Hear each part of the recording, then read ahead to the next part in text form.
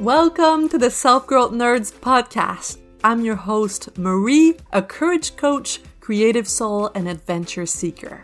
Since through hiking the Pacific Crest Trail in 2019, I'm on a mission to help you embrace your most confident self so you can achieve your dreams too. If you're eager for deep conversations, big questions, and meaningful connections, join me on the quest to discovering how we can create a more magical and memorable life. Hello, nerds! How are you? I am good. Today is going to be short and sweet. I want to offer a reframe that all of us self-growth nerds need. People who care a lot about improving themselves have very high expectations. And that's a strength of ours. But every strength comes with its flaw. And the flaw here is a lack of self-acceptance. The problem is that you cannot truly grow and heal without self-acceptance. You cannot whip yourself into feeling better. And most of us, and I'm going to include myself, most of us don't even notice when we do this. The sentence that I want you to flag, that I want you to notice, is when you tell yourself, why do I struggle with that? Or why do I still struggle with that? If it's something that you have been working on and that keeps coming back. Why do I still struggle with that? Hear the tone of the sentence. There is judgment. There is expecting yourself to be different than you are. Expecting yourself to be further along on the timeline than you are, a timeline that is completely made up, by the way, and there is a big should hanging above your head, like I should be over that by now. Says who? Says who? Now, I don't want to argue about whether that's true or not, whether you should be over that or not. Instead, I want you to consider how you show up, the actions that you take or don't take when you believe this. Chances are you feel frustrated, and when you feel frustrated, you ruminate, you beat yourself up, and the more you beat yourself up, the more you're going to feel the need to numb, to disconnect from the mental chatter with binging series on Netflix, with eating food, drinking alcohol, doing more work that needs to be done just so that you can distract yourself from the negative inner monologue. And what's the result of that? You go to bed later, you wake up groggy, and you are in this cycle of self-judgment, wishing you were further along on the journey. Just imagine being with a partner who is annoyed with you, who wishes you were different than you are, and always every day looking at you like shaking their head with a sigh. Is that going to make you want to become better?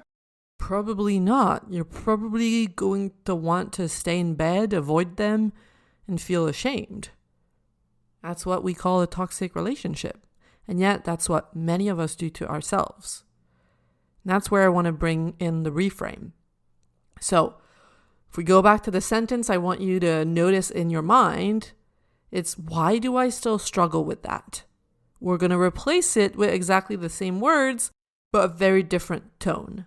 Okay? Instead, you're going to say, I still struggle with that. I wonder why.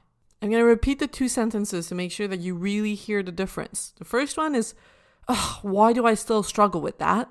And the second one is, I still struggle with that. I wonder why. I'm sure you can hear there's a lot more kindness in the second one. You start with self-awareness. Yeah, I see that I still struggle with that. There's self-compassion in the tone. And then you end with a question. You bring in curiosity instead of judgment. I wonder why.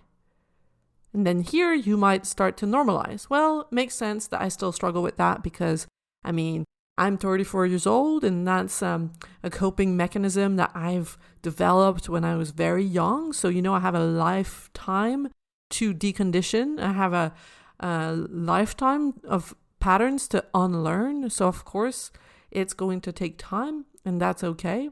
You might also start thinking about what's going on in your life right now that make it more challenging for you.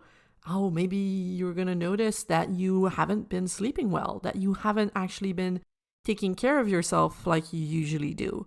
Maybe you haven't been eating well. Maybe you didn't take the time to that's me. If I don't take the time to do some meal prep, to go grocery shopping and get some healthy food ready, I'm just going to eat snacks or I'm going to eat junk food, and then I'm going to feel like a toddler that's been spending the weekend with their grandparents eating sugar and having no boundaries, going to sleep when they want to, watching as much TV as they want, eating all the candies that they want. Then they go back to their parents and they're a mess. They're irritable. They don't listen to them. It's the same with us. If we forget to take care of our needs, if we neglect our needs, it's just more challenging to stay afloat. It's just more challenging to uphold our healthy habits. It makes sense. And there's nothing to beat yourself up over. It's just being like, oh yeah, I see that I've done that. Now let's get back on track. Let's do what needs to be done for me to feel better. Like you're working with yourself, like team players, instead of fighting with yourself, instead of being annoyed at the member in your team that didn't score a goal or that didn't make enough passes. I just finished watching the second season of Ted Lasso, and you basically have to bring in the inner Ted Lasso. I remember, if you've seen the show, how Jamie Tart was at the beginning. He would just bring the whole team down because he would blame others, because he put himself on a pedestal and blamed everyone else for their flaws. That led the team to complete disarray. But then when Jamie came back and decided he was going to play with the others and be humble, be kind, everything changed. You have to do that with yourself. Drop the weapons. I'm willing to bet it's not been working for you. And I know unconditional self-love doesn't feel natural at all. That's what I want to encourage you to practice more and more every day. It is very paradoxical because in order to get better, you need to accept yourself exactly as you are. Sure, you might push yourself to lose the weight you want to lose from a place of self-loathing, but you're just going to end up skinnier and miserable. Same thing with money. You might achieve your financial goals, but if you do it from a place of annoyance with yourself, of thinking you should be better, you're going to get there and you might be rich, but you'll feel dead inside.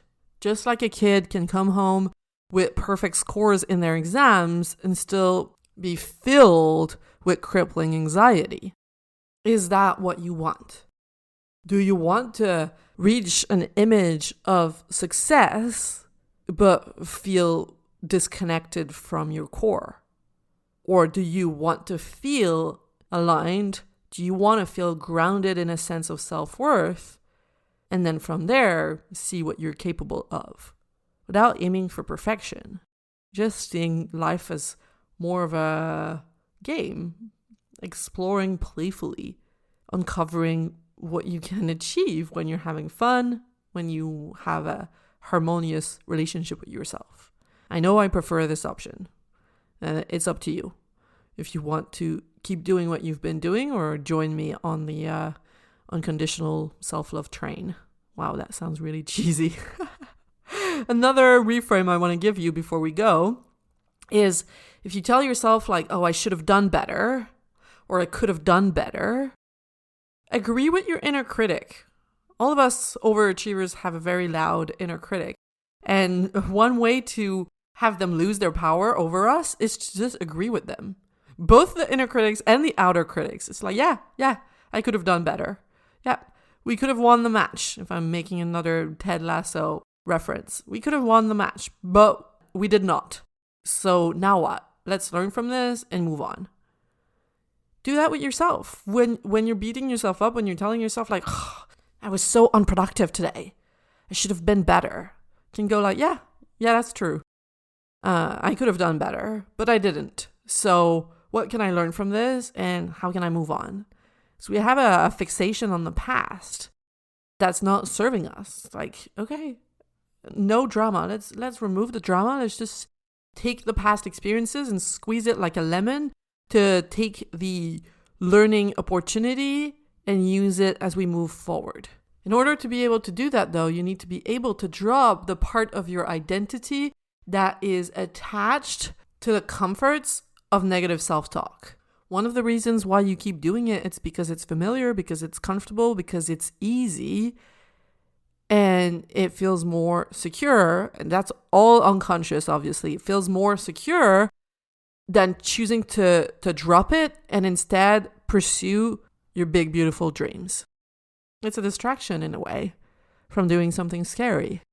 If there's something you've been wanting to do that freaks you out, your ego is going to offer up a million reasons to beat yourself up, and you can choose to pick them up, spend a lot of time looking at them and agreeing about all the ways you could be better. Or you can be like, I see you, sneaky little ego. You're scared. Of course you're scared, but we're going to be okay. Let's channel our energy in a direction that lights us up. Let's do it. Let's go. Let's fucking go. That's it for this week. I hope it was helpful. Please, if you have a friend who tends to beat themselves up a lot, send them the episode, and I will see you next week, okay? I'm sending you lots of love. Bye-bye. If you love what you're hearing on the Self-Growth Nerds podcast and you want individual help finding a new direction for your life and developing the courage to make your dreams a reality, you have to check out how we can work together on selfgrowthnerds.com or message me on Instagram at selfgrowthnerds. My clients say they would have needed that support years ago. So if you're tired of feeling like you're wasting your life, don't wait. Get in touch now, and I cannot wait to meet you.